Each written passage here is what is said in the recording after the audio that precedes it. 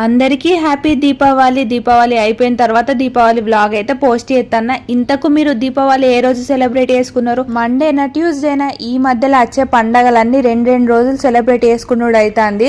మేమైతే మండే రోజే సెలబ్రేట్ చేసుకున్నాము. సాయంత్రం అయితే మంచిగా పూలతోటి డెకరేషన్ చేసి దీపాలు అయితే ముట్టించాం. అసలు దీపాలు ముట్టిస్తే ఇంటి ముంగట ఉండే కలే వేరు కదా. నాకైతే నోములు ఉన్నాయి. మీరు నోములు ఏ రోజు చేసుకున్నారు? సోమవారం రోజా మంగళవారం రోజా కామెంట్ చేసి చెప్పండి. మేమైతే సోమవారం రోజే చేసుకున్నాము. మా ఊర్లో చాలా మంది సోమవారం రోజే వేసుకున్నారు నోములు. పూజ అయిపోయిన తర్వాత సాక్షాత్తు లక్ష్మీదేవి మా ఇంటికి వచ్చింది. అట్లా ఎందుకంటాను అనేది నెక్స్ట్ బ్లాగ్ లో చెప్తా.